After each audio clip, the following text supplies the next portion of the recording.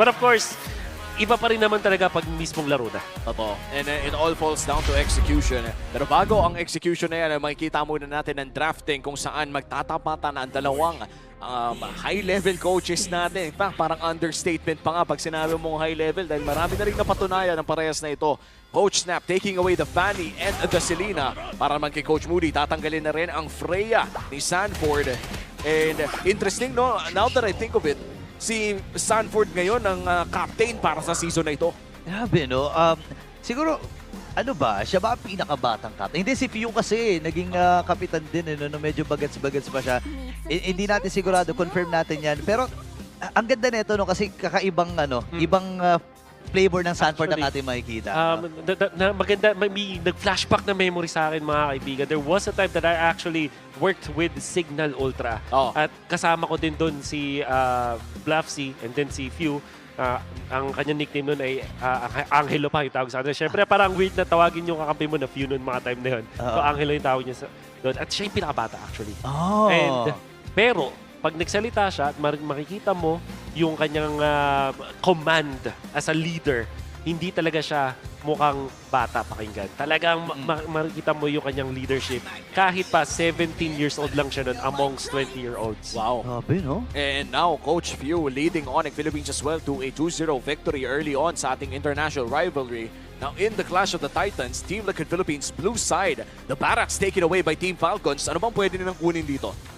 So, with that, Hirara, I guess, or Pakito, I mean. Ay. Ayan, so Pakito. This. Ngayon, yung Falcons, they have to pick up the Hirara this time. I wonder kung ano yung sasagot nila sa Pakito.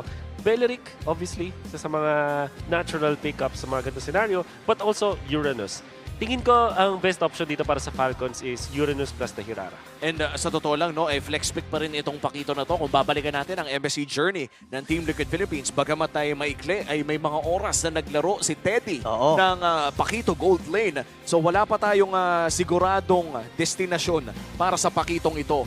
And as you said, Hirara is available, the Beleric as well para sa Team Falcons. Wala naman sigurong biglang likong Kaja Aurora first two, no? Uy! Parang, Teka! uy, wait lang, napapaisip si Wolf, ha? Parang, okay, yun Kaja Eudora? Nandito na rin eh. Parin yun, doon ka na eh. Beleric. So that opens up the Uranus para dito sa TLPH kung sakali. Pero yung Pakito kasi flex pick to eh. Mas maganda kumuha ka na lang ng roamer dito as well as your mid lane sa TLPH. And of course, Hirara, nandyan pa rin. Option yan para dito kay the GOAT. Oh, hindi naman kaya pwede na maghanso ng maaga. Treat us with a new hero. O malabo pa ba? Medyo delikado pa ba maghanso? They already taken away the Fanny. So parang... I think mas maganda i-preserve yung flexibility nitong Pakito. So, ibaba mo na, yung kuha na muna ng mga mid lane mo. And that's gonna be the Rafaela. Sila ang kuha ng Uranus as we did expect. And this time, Falcons. Hindi pa rin sila sure kung saan pupunta na yung Pakito. Pwedeng jungle, pwede pa rin tong gold.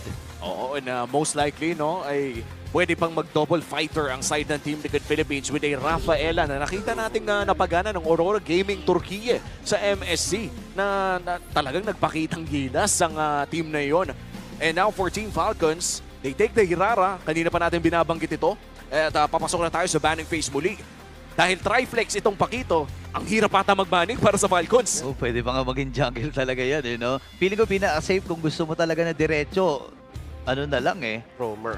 Roamer na lang, ano, para pinaka-safe eh. Kasi yung Rafa parang hindi na ata consider as roam yan. Hindi na.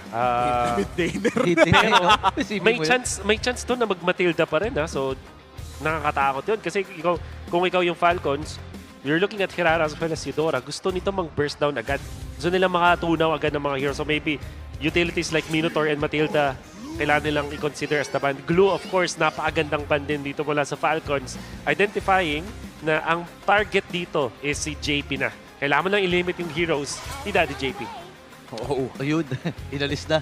And as you said, no, yung Matilda, itatanggalin na rin And to be fair, no, itong Falcons naman ay hindi naman sila nawala ng flex pick. Itong Beleric ay pinag-uusapan din natin ng first series na potentially ay pwede ring ilagay sa XP lane kung hindi mo ilalagay sa Rome. So kahit paano, no, Team Liquid Philippines still has to think about the potential XP lane or the potential roamer coming in from Team Falcons. Yeah, medyo nagkakaipitan na nga dito. And Coach Moody, Rome ba uli ang kanilang tatanggalin? At parang may familiar Oy, faces oy. dito ha. Super Mars! Si Super Mars. Ay, hello po! Hey po, Hello po.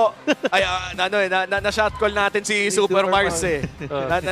Hindi yata tayo naririnig ni Kuya Cameraman. Pero ayan. Nasa Uy, gilid sino eh. yan? Sino yan? Coach Sino yan? Bren! Si Coach Bren! Ay, may buff! Aba, May buff! May Aba. buff si Coach Bren! aba. Na hard lunch! Na hard lunch ni Coach. Okay, sige, alam mo. Ano lang to eh, parte lang to ng mga ginagawa ng ating mga cameraman para hindi tayo makafocus. Hello, Coach Bren! Nasaan si Coach Bren ngayon? Focus. Grabe. Okay, in-game In-game. pa rin, in-game. Focus, focus. Alam mo naman, kapag in-game tayo, ayaw nating naiistorbo. Tama. Pero hindi naman nating ayaw na may sumusuporta sa likod natin. Yun naman yun. Oh, last ban for Team Liquid Philippines. Ano kaya ang kanilang tatanggalin? Looking for their own roamer na magiging problema sa kanila. I guess Badang could be a ban para sa TLPH kung nag-uubusan lang din. Or they can go for an XP ban like Esmeralda. So, Ruby. Oh. Medyo malalim ang hugot. Falcons now, they can pick probably yung gold lane nila dito para flex pa rin ito si Beleric or get the XP lane. Agawan na ganun. Let's go for the Uy! Brody. The classic Strong lane. Super Marco Brody. Huwag natin kakalimutan. Siya ang may-ari niyan. Oh, may skin siya niyan. May skin siya niyan. Speaking of skin ha. Oh, Lancelot! Lancelot. Oh, bawian mo ng skin. Pakitaan ng skin. Oh. But then, per TLPH, hindi mo... okay, so they will go for the Novaria and the Clint. Ganun lang kasimple. Wow! And Clint laban sa Brody. this confirms na most Jungle likely Jungle Pakito. Pero itong Rafaela ay mapupunta sa Rome. Oh, nga You're eh. right. Oh. Ooh. Oh my JB is back. Si Oh My Japes! Okay. Your Falcons, you're gonna be looking for an XP na pangtapat sa Uranus. Hilda comes to mind. Esme? Esmeralda also comes to mind. Pero paano nila aabutin itong Novaria? Novaria. Yeah. Benedetta ang malagiging sagot dyan kadalasan. Oo nga, no, Wonder pwede. if they're open to that. Kasi strong lane naman yung gold, so pwede ka maging damage dealer kung ikaw si Flap. There's also the Tyroth that can also be picked up in this scenario. Maganda sa pakita sa as well sa Uranus. XP. Marcel! XP. Oh, Ay, wow. ayan na, pre. Ayan na. Nobody ba? Nagkabalita na. Oh, wait Okay. lang. Carl TZ, hindi Novaria Jungle, pare. Akala ko Pinadaan lang, pinadaan lang. Okay. Pinadaan lang. Pinadaan lang. So this confirms na Flap will be playing the Beleric sa XP lane. At ang ating makikita ngayon sa matchup ng XP lane would be the Uranus versus the Beleric. At para naman sa ating Rome, makabagong matchup with Marcel versus Rafaela. Wow, kakaiba ito eh. Ito yung pinag-usapan natin kanina no, na open itong dalawang team sa exploration. At makikita nga natin base dito sa kanilang naging lineup. Medyo nakakatakot lang para sa Team Liquid kasi ang dami mong kakaharapin dito, pare. May Marcel ka, may Beleric ka, inyong one-shot combo na threat ng Falcons ay nag-i-exist pa rin eh. Oo, tsaka yung crowd control na meron dito na ang Team Falcons for melee damage dealers such Yun. as Carl TZ. Medyo napapaisip ako ngayon kung paano nga ba papasok ang Pakito na ito mula Oo. sa TL. Pero ito na yon, the first game of our Clash of the Titans for Season 18. Part 1 pa lamang ito. Magkikita pa muli sa week number 5. Ano bang ina-expect natin sa ating early game? I guess yung expectation din sa TLPH is mas maging aggressive sila. Make sure na bago mag-power spike itong ating Marcel, nakakuha na sila ng konting advantage. However, that will depend kung sino yung mananalo dun sa gold lane matchup natin. Because this is Clint and Brody. Mabilis ma-activate ng mga gold laners. Kailangan lang ng 1 or 2 items if makakita natin sila sa team fights. It will matter kung sino mananalo sa lane na to. Rico, Rico. pampasan ka agad oh. Talagang palaban itong mga gold laner natin. Pero sinusubukan nila si Kyle. Bawas-bawasan ng bahagya. Kakalahatiin lang nila yung HP dito. Para nga naman mapa-atras. Hindi naman nabugaw na nila doon sa attempt na kunin yung green. So, didiretso na kagad siya doon sa orange habang Tuloy-tuloy lamang si Carl na nililinis lahat ng farming space niya. At ito naman talaga yung mukhang magiging game plan ng parehas na koponan, no? Medyo dead lane ng XP lane, bakbakan malala doon sa gold lane. And we could expect a lot of action in the mid lane the moment na magkaroon ng access sa ultimate ang dalawang the Novaria and the Eudora. But so far, Wolf, parang wala tayong nakikita na nag-overextend ang parehas na koponan. I guess kasi yung TLPH hindi naman sobrang lakas ng kanilang lineup dito sa may gitna. This is Novaria plus na Rafaela. Magaling sila mag-poke at nakakainis kalaban, but when it comes to head-on collision, doon sila mapapatumba dito ng Eudora plus na Marcel. So they have to be careful. And dahil doon, itong TLPH kumakalma lang at talaga pumipitas-pitas na. Nakuha ba ni Sanji yun? Kuha niya. And that's very important, no? Mukhang mauuna sa level 4 dito si Sanji at sabay lang na magle-level 4 si Flap pati si Sanford. And for Team Falcons, mukhang may balak silang masama dito sa mid lane. Pero ito naman talaga ang kapangyarihan ng Novaria. No? One combo Wala lang, gitna. Mabilis na sa kanya na i-clear yun. Ayan na, Asher Echo ay nagagamit. At dalawa ang kanyang naispatan. Tinamaan si Kyle. Bababa sa 60% ang kanyang HP habang si Sanford ang natalaga para magbigay ng vision sa kanyang kupunan. Nagamit na rin yung Consecration. Ngayon yung Pagong ay diniretso na kagad ni Kyle. Nagamit yung Wrath of Dryad. Habang si Flap ngayon ang magiging target nila. Mapipicturean si Carl ang kanyang nakita pero si JP na pa-finger. Hinahamon ni JP dito. Habang sa gilid na bahagi si Flap naman ang pinuntahan ni Sanford. Kyle! And this time yung combo muna kay Haji. Ang tikitil ata sa buhay ni Carl pero buhay pa rin. Kasi meron Ayun siyang na! shield. Hindi tumama yung Star Shelter and JP with that first blood. Oh, wow! Team Liquid Philippines, hindi man nila nakuha yung Pagong na iyon, ay hindi sila pumayag na wala silang makuha mula sa laban. Ang ganda rin yung decision dito mula sa TLPH na after nila matalo dun sa retry battle because takot sila dun sa golden hour. You can see that they're waiting for that golden hour bago sila nag-engage at tinake advantage yun ng Falcons para ma-retry yung turtle. But then, Carl TZ felt, okay, dahil dun sa decision nyo, pwede ako kumuha ng isang trade-off which is the purple buff. And with one kill na nakuha pa nila doon, sila nakakuha ng advantage. Masasabi ko lang daw, ang naging masaya sa lahat ng nangyari na yon is etong si Super Marco. Now at 2,000 gold at lamang din siya sa XP over Teddy. Oo. And alam naman natin na hindi pa sumasama ang ating mga gold laners sa first few fights. And ito yung exciting, no? When you're looking at early game-centric marksman, such as the Clint, such as the Brody, kapag umabot na tayo sa pangalawa o pangatlong turtle, sumasama agad yung mga yan eh. Oo nga eh. And expect talaga natin yan, no? Pagdating ng mga punto na yon. Pero maganda naman na ginagawa dito ng Team Liquid Philippines ay kinakalkula nila kung ano yung mga team fight na kailangan nilang laruan dito. Nabanggit natin kung gaano karami yung crowd control na meron ng Falcons. Mailinya lang ng maayos ang talagang mahihiga dito mula sa TL eh. Oo. Tsaka nakita din natin kanina, no, na marunong din mag-change talaga ang Team Falcons dito ng kanilang crowd control despite the early levels doon sa naging fight around the purple buff. Pero ngayon, 10 segundo bago lumabas ang pangalawang Pagong. Ang unang Pagong ay napunta sa Team Falcons. Mukhang may masamang balak sa Super Marco! Malay-malay! At mabilis na pinatay ng Team Liquid. Itong si Super Makmak. Wala siya dito for the next few moments. At yung Pagong ay sisimula na nga ng Team Liquid Philippines. Umaaligid-aligid. Itong si Ogwen. Sabang si Sanford din nagugulo. Si Kyle. Titingnan na rin kagad dito ni JP. Ngayon, napicturean. Kaya lang nagamit yung Wrath of Dryad. May ipit ata si JP pero mabubuhay din. And this time ay tumama yung stun. Pero mamamatay din si Flap. Ogwen as well! Si Sanford ay sumama na. Wala, papasukit pa. Limang miyembro mula sa Team Liquid. Activated kagad ang Stampede. Pero si Super Makmak ay nandun. Tamang poke lamang ang kanyang ginagawa. Pero nasa pa. Mula doon sa mga combo kay Carl. Tatlo ang tumba. Wow! Very aggressive coming in from Team Liquid Philippines. At mukhang hindi pa ata sila tapos. Nandito sila ngayon sa orange buff ng Team Falcons. At ayaw nilang papasukin ang Falcons. Ayaw talaga nilang pahingahin eh, no? Si Flap, silip lang sana. At naitago na rin naman doon sa tamang damuhan at Team Liquid Philippines sa umaarangkada. Isang bagay na kailangan alamin pag may Liquid Stampede yung sustain na meron sila. After nung operation na ginawa nila kay Super Marco, nakakuha sila ng isang kill, nakakuha ng Flask of the Oasis agad. Etong si JP, hindi niya muna kinumpleto yung boots niya para makakuha ng mabilis na Flask of the Oasis. Kaya naman, nung nagkaroon ng turtle fight na nagkaroon ng magandang initiation si Flap, with the Flicker, with the Wrath of the Dryad, nakapag-heal up agad sila ng mabilis lang with the Favor and Flask of the Oasis. JP activating itong Stampede ng TLPH. Mas mabilis, mas mataas ang sustain. Now TL are leading by 5,000 gold. At buti nga nasabi mo yung sustain, no? Pero mukhang wala silang pakisa ngayon. Si Flap ang bibigyan. Pero mukhang makakatakas naman. Si Ogwen ay madadamage din. Low HP para dito sa purple buff. Retrihan na lang. At mukhang makakalabak pa si Carl. Nakuha pa nga, kasabay pa itong si Flap. Parang luging-lugi ang Team Falcons doon, pero susubukan nila tamaan. Itong si Kyle, trigger na gamit ni Teddy, hindi na lang inabutan ng quick draw. Pero yung stuns mula dito kay Haji ay mananaig din. Napicturan itong si JP, si Ogen ay masyado malayo, pero tinamaan pa ng Star Shuttle mula kay Sanji.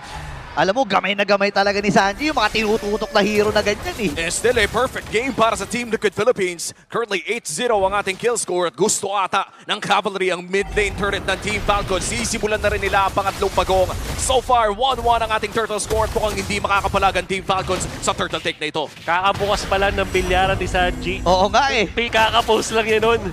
Pare, Yun na lang yun. At mukhang nakapag-practice ang idol nyo. ang ganda ng mga tutok. Pre, partida, walang plangketa yan ha. Talagang tutok lang eh. Naman, kakaiba ang mga nagiging performance sa ating mga Novaria players ngayong araw na ito, and Sanji included. Right now, iba ang kanyang naging item choice kung nakita natin yung nangyari nung ating series number 1. This time around, mukhang maagang lightning truncheon ang choice dito ni Sanji. Oh my gosh, napakahapde ah. Tingnan natin si Kyle ay bababa sa 30% ang kanyang buhay. Inaabangan lang ni Sanji. Ayan at itututok lang! Ay, ako po! Mabuti na lang. May iframe pa doon at saka gumilid din siya eh. Gumilid na So, may step ng konti konti. eh. Oo, pero parang naramdaman niya eh. Nagtinggil ang spider Spider senses. Alam, yung combo ngayon, no, gagamit ka na ng Astral Echo. Oy! Lapag and then shatter agad. Hello, this time ay aagawin natin yung purple buff. Kaya si Flam ay namatay! Habulin pa rin yung Super Makmak. Napicturan yung dalawa pero hindi na umabot kasi si Super Marco ay mamamaalam din. Nagamit yung Astral Echo at si Sanji. Rumirikol-rikol na rin. Napakatapang ng Team Liquid Philippines. Ramdam na ramdam natin na yung momentum na nawala sa kanila. Pilit nilang inahabol eh. Oo, 10 kill Ayan na, score kontra sa 0. Si Ogwen sinusubukan tumakas. Iniwan na si Clemar at mukhang hindi tatama. Actually, sinalo pala niya. Tumama! Oh, isa pa, isa Habulin pa pa. rin si JP ay nandito. Reflector rin ang gamit! Sa sidestepan sana, mamicrohin sana ni Ogen pre. Sabay basag ng Torre sa gitna. Yung ibabang bahagi din, ibabasagi na ng Team Liquid. Total domination so far para sa Team Liquid Philippines. A double-digit gold lead against Team Falcons. Ay! Kumakatok na agad sila sa inhibitor turret. Alika kalahati. Yung dami yung Star Shatter. 11-0 para dito sa ating kill score. Ngayon, Kyle at si Carl. Sabi ni Carl, nako, naaalala ko yung batang ako sa'yo. Eh. Naghahabulan na naman.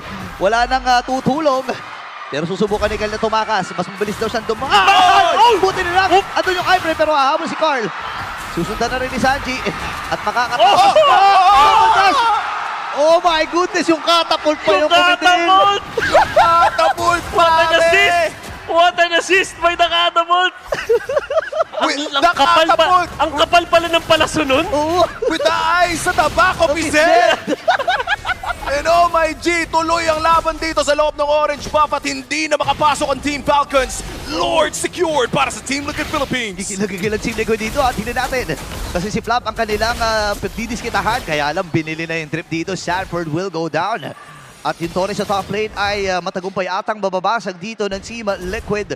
Ilang segundo ay pabuhay na rin naman ang kanilang inaantay. Pero nakabasag pa sila ng unti-unti. Umaagaw na rin sila ng mga resources. And wala pa 3 araw, bumalik na agad si Sanford matapos makuha ng Team Falcons ang kanyang pinakaunang kill. At parang ganun lang tuloy ang tempo para sa Team Liquid Philippines. Still a double-digit gold lead. Isang Lord na magmamarcha sa may bandang ibaba. Silipin natin ang ating Infinix in-game equipment. Gaano ba kalaki ang diferensya? This is massive kasi meron ka ng Kiraz as well as this Oracle para dito sa para kay Sanford to sustain himself. Kung sila. Naku, bibigyan na rin ata. Kagad dito si Ogwen! Susubukan niya tumakas pero hahabulin siya dito ni Teddy at si JP ang makakapatay. May Lord pa sila nakasama sa may bottom. At tuloy-tuloy ang pag-usad ng mga wave dito ng Team Liquid. Kadalasan ng mga cameraman sa video game hindi namamatay Ay, Pati sa mga pelikula hindi namamatay. Pero sa ngayon ay 4v5 scenario. Rekta ang pag-push ng Team Liquid Philippines. Kung saan nagagaling yung damage dito ng Team Liquid eh. May sa likod, sa harap, sa gilid. At si Sanji ngayon ay makakapagpatumba na ng Torre sa gitna. Yung Torre naman sa may bottom kalimagitar. Hindi tumama yung Star Shutter. Pero meron na rin Winter Crown itong si JP. Ready ba sila na sumubsob? Ngayon si Ogen, Wow! try na pipicturean yung mga miyembro dito ng Team Liquid. Susubukan nila basagin yung top. May Lord pa sila nakasama pero makakadepensa ata ng tuluyan dito ang Team Falcons. Susubukan ni Kyle na maproteksyonan yung itaas pero ubus na ang kanilang base. May wave pa nakasama dito ang Team Liquid. Susubukan nila patayin si Flap. Papasok dito si Carlito pero mapipicturean din. Kaya lang wala ng wave na dala-dala ang Team Liquid. Pero meron pa sa gitna ha! At tuloy-tuloy lang ang sustained full HP pa rin ang Team Liquid Philippines. Gusto na nila tapusin to. Sila, naku, 5 yung tinamaan ng Asher Echo pero nandun yung Ratos Giant. Mapipicturean, naku, walang tinamaan! Si Flap ang tatamaan ng lintik, kumahabol pa dito kay Kyle at si Teddy ay makakakuha din ng isa. Tatapusin din ng Team Liquid at ang stampede mula sa Team Liquid ang mangunguna sa Game 1.